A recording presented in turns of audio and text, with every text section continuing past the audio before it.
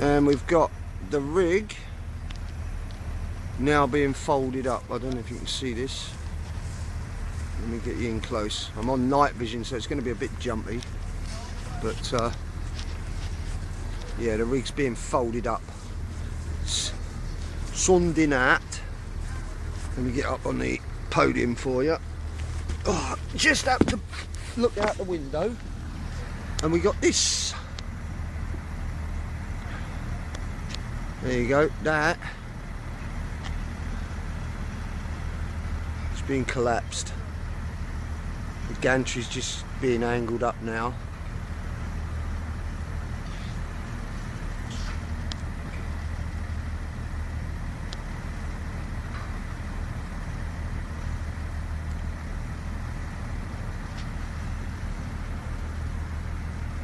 Yeah. So the rig is coming down. What looks like for the last time. Place is looking pretty bare. You look around. It's the odd container here and there. Very little.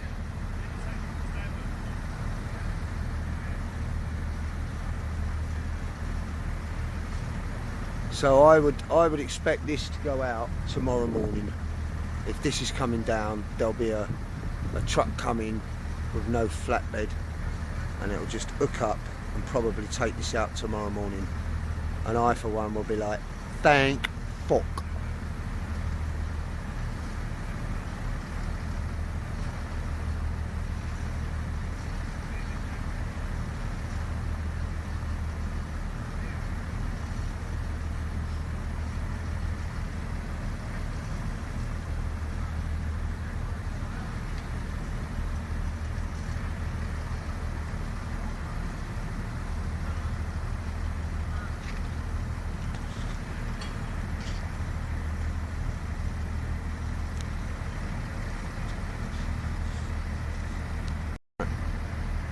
The rig's just been lowered down to its final stage, right?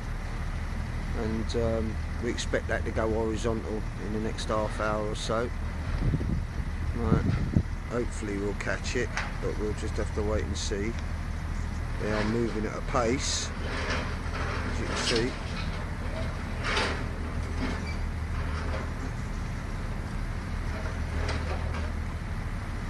I think they may well be getting ready to lower that into the horizontal position.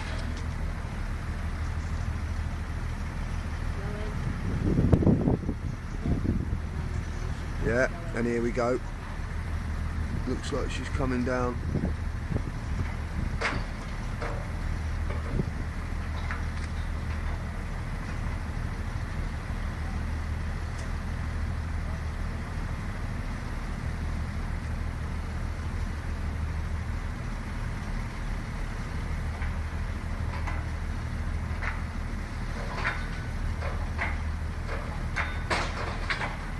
Wow.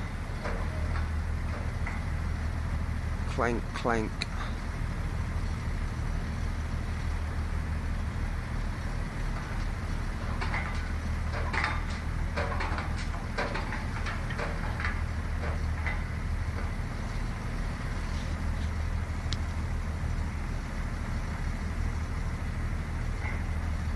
There she comes.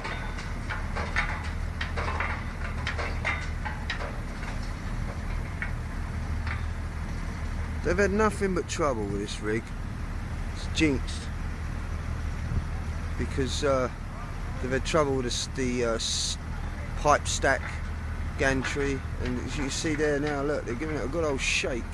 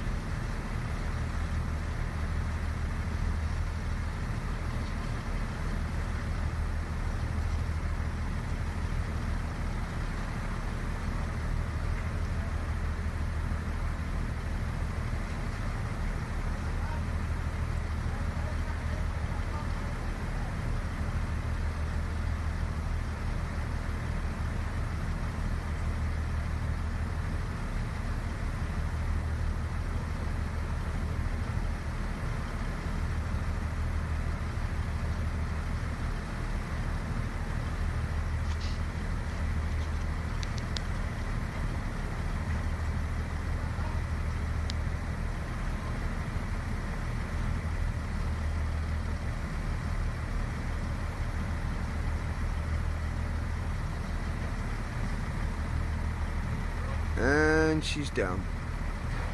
There you go. The rig is now down.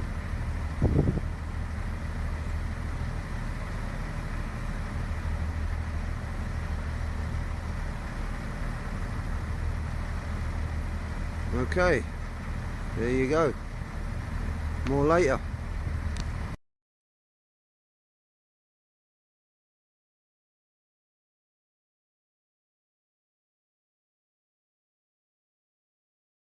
Well, we're drilling on an ice shelf, which is a glacier, ice that's floating on water, and where we're drilling at the moment, the ice is about 80 metres thick, and we have about 850 metres of water underneath us, and then the sea floor underneath that. And the aim of what we're trying to do is to drill into the sea floor and get rock core from the sea floor.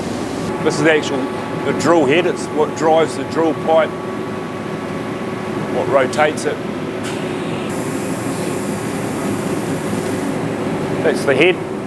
The drill pipe threads onto here, and as you can see behind us, we've got all the drill pipe out of the hole at the moment, but drill pipe sits on there, and we can rotate that. We can pull our pipes back up into this clamp down here. Clamps the pipes, holds the drill rods. We can then unscrew our drill rods out of the pipe, take the head out of the rods,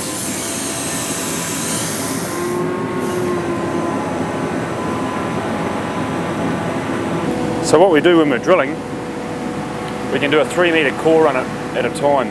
So we'll set up, we'll drill 3 metres, we'll then pull the rods back into the clamp and take the head out like you saw.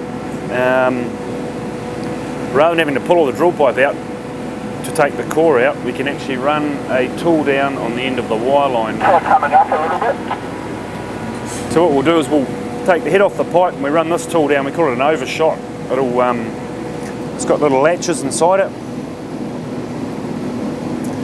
2 little hooks that run down inside the pipe all the way to the bottom. Head back out of the way, and we can bring the main winch down now. As you can see, it's got the same thread on there, same thread as on the drill pipe. You can then screw that, screw it down into the drill rod, do it up tight, and we can winch them out. We can pull a 9 metre length at a time. 90 minutes after the drill became stuck, the drilling crew, who had wisely abandoned the tilting rig, watched in amazement from the shore as their 150-foot derrick disappeared into a lake that was less than 10 feet deep. Meanwhile, 1,300 feet below the surface of Lake Peigneur, diamond crystal miners, who had not been alerted to a problem, looked up to see something you should never see in a salt mine. Water. Water flowing through salt tends to dissolve the salt. As you increase the volume of water, you increase the volume of salt that can be dissolved. Soon it was clear. Lake Peigneur was draining through the hole bored by the drill bit and into the salt mine. As the 2.5 billion gallons of Lake Peigneur surged into the mine with 10 times the pressure of a fire hydrant, a mighty whirlpool was forming on the surface. Remarkably, thanks to well-rehearsed evacuation drills and the heroics of several miners, all 55 people in the mine managed to get out. But back on the surface, the chaos was just beginning. The whirlpool is basically a vortex of water and mud that is flowing down into a fairly confined space. And that whirlpool is basically flowing downwards under the force of gravity, pulling sediment and other materials down with it. The whirlpool's sucking force pulled heavy-duty barges toward it as their crews leapt for safety. Men watched with jaws agape as 11 barges and a tugboat disappeared into the vortex. Those are 4 fully loaded flatbed trucks spinning helplessly in the whirlpool. When a barge that was blocking the way was sucked into the hole. It gave Viator a narrow path to skirt the maelstrom. He gunned the motor and reached the shore with seconds to spare. Viator then tied his boat to a tree. When I looked like this, I seen my boat that I had tied to the tree, and there it was going into the whirlpool. So that's the last thing I've seen, my boat tied up to the tree, going into the hole. By that point, the whirlpool was sucking down Jefferson Island itself. Before evening, 65 acres of land, including much of Live Oak Gardens, would end up at the bottom of the mine. 150-year-old trees were snapped in half. There were pecan trees that were 150 feet tall down here in this woods, and to stand there and watch them drop completely out of sight. Yeah. Along the shoreline, along the Live Oak Gardens and the Jefferson Island Mansion, you're basically seeing what are called landslides, where the ground is actually shearing and breaking apart, and gravity's pulling these blocks down into the hole. Look at this over here, look! Look at that going in there. Look at this! That house that we were standing on, all you see now is a chimney. The house sank about 30 feet. Could things get worse? Yes. Delcom Canal, which normally flowed away from Lake Peigneur and into the Gulf of Mexico, actually reversed direction under the intense sucking power of the whirlpool. As the water rushed into the now nearly empty lake bed, it formed a 150-foot waterfall, the highest ever in Louisiana. That's the only time the Gulf of Mexico flowed north, basically. So that's a lot of water, and to fill up that hole. As the water rushed into the mine, its rapid displacement of the underground caverns shot a deafening blast of compressed air, and later, a 400-foot geyser up from the mine shaft. To see something like this, it was terrible, really. I thought it was the end of the world. It took 2 days for the canal's water to fill up the mine and Lake Peigneur. When the water pressure equalized, 9 of the 11 sunk barges popped up like corks in a bathtub. The drilling operation and the underground salt mine were complete losses. The cause of the disaster was never officially determined, since all the evidence was at the bottom of a 1,500-foot water-filled salt mine. But there's no definitive evidence that the mine itself was structurally unsound. The culprit was most likely a 14-inch wide drill bit. This engineering disaster did have at least one positive effect. It made Lake Peigneur a little more interesting. It's a shallow lake, and now we have part of it that's a deep lake. So it's changed the type of fish that live in the lake, and we catch redfish and saltwater species that were not very prevalent here before. But not everyone is planning a fishing trip to Lake Peigneur. What I went through and got out of there alive, I don't care for it, really. I prefer buying my fish. It can hardly be said that the Jefferson Island disaster had a happy ending. The loss to livelihoods and cherished property was devastating. Yet the fact that no human beings perished was fortunate indeed. For if there's one lesson to take from this strange engineering disaster, it's that a small mistake can have huge consequences.